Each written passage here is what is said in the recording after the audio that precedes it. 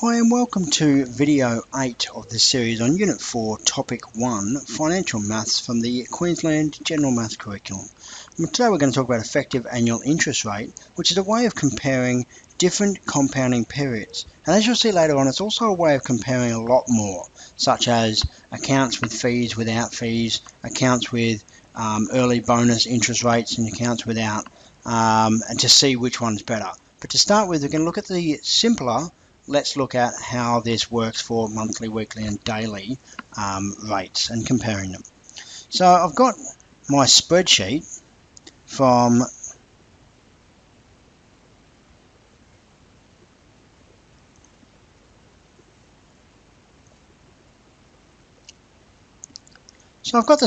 here from last lesson, and this spreadsheet was the one that we compiled in Excel, and I've taken a screen copy of it and put it on here for us to have a look at.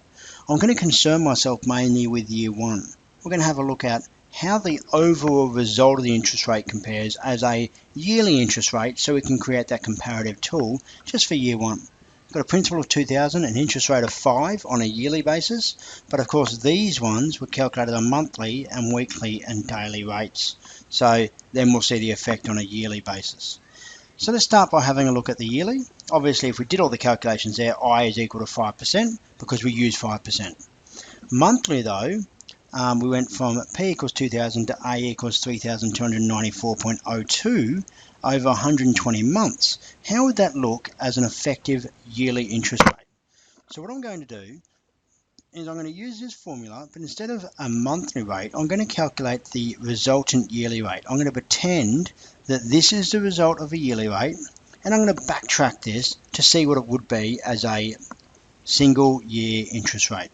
So let's first put our data in, and that is 3294.02 is equal to the principal, 2,000, times by 1 plus I to the power of n, which in this case is 10 years, because we're dealing with this 10-year figure.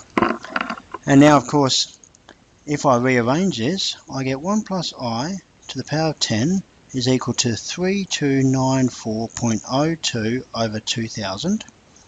And then I take the 10th root of that. 1 plus I is equal to the 10th root of 3,294.02 over 2,000.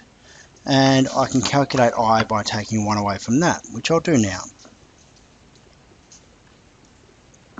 And on my calculator, I've got an I value of 0.05116, 1162, and I multiply this by 100 to give me I as a percentage, 5.1162%. And so 5.1162% compares to the yearly rate of 5% by coming out slightly better off, which is what we expected, because if you are calculating compound interest on a monthly rate, you will get more interest on your interest, and so we should end up slightly better off. Now let's have a look at that weekly, but what I want to propose to you is actually, if we deal with just 1 year, it's a lot simpler and just as accurate. So on a weekly basis, our 1 year total was 2,102.49, and so I can recognize here that A, 2,102.49, is equal to 2,000 times 1 plus I to the power of 1, and that power of 1 does make it a lot easier.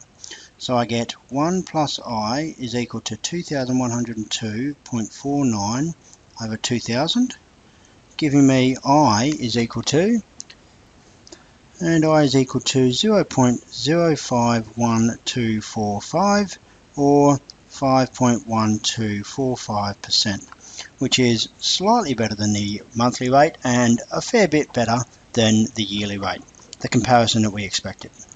And lastly, I'll do the daily rate comparison. This shouldn't be too much different, because you can see that it's only gone up 4 cents in the first year from the weekly, but 2102.53, 2102.53 is our A value.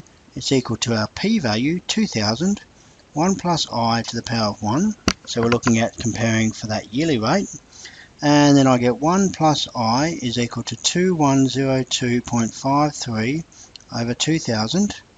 And I is therefore equal to 0.051265, and I multiply that by 100 again to get a percentage, and this is 5.1265%. And again, that's slightly better, up 2/1000 from the weekly and up a bit more from the monthly and the yearly. So there's a comparison. Our second option is to look at an alternate method, and that's just to look at the interest that we have. And now time for some light-hearted entertainment. What happens to a frog's car when it breaks down? It gets towed. If we just look at the interest gained over 1 year and calculate that as a percentage, we get the same result and it's slightly easier. So the interest here is 102.32, and so 102.32 over 2,000 times 100, well, that's equal to 5.11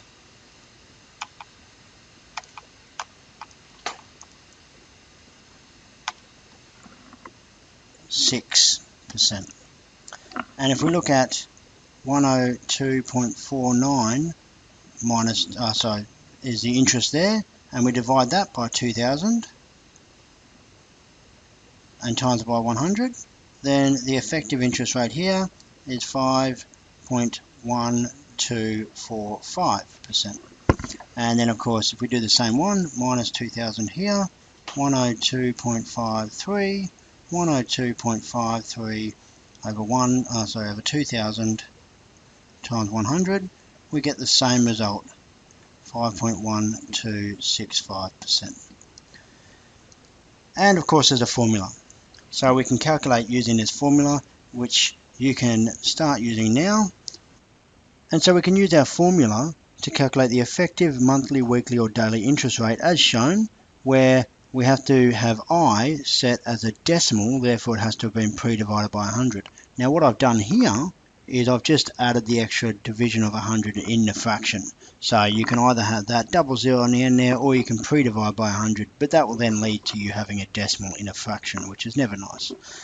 So when I do my effective calculation for my interest rate, 1 plus 5 over 1200 to the power of 12 minus 1 is equal to 0.05116, and if I multiply that back out by 100 I get 5.116%, as we had before.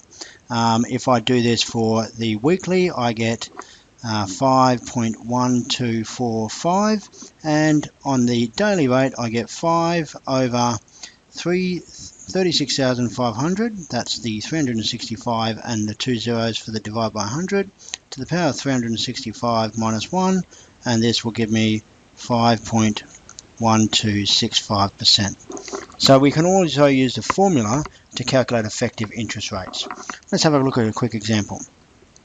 Jody has a choice of two investment options, 3.7% per annum compounded yearly or 3.6% per annum compounded weekly. Which is her best option? Well, what I'm going to do is I'm going to take the weekly compounding amount and convert that into a yearly rate, and then I can compare to option 1. So I don't have to do anything to option 1. And so my interest rate effectively, or my effective interest rate, is 1 plus 3.6 over, it's a weekly one, so it's 5,200, 52 times 100 there, to the power of 52 minus 1, and that will give me a decimal version, so I'll multiply it by 100 after that. And so my decimal version will be 0.036643 or 3.66%. And so of course we'd always recommend item 1, which is slightly better, as her best option.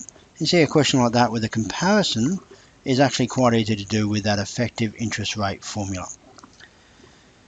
So the question here is, can you calculate an effective interest rate? Can you compare investments with the effective interest rate? And that's exercise 7D for you to work on with the items that you need to understand there. And in class you'll get a chance to have a conversation about how this is taken further. And if you're interested in the OneNote, there's some details below this section of the page. All the best.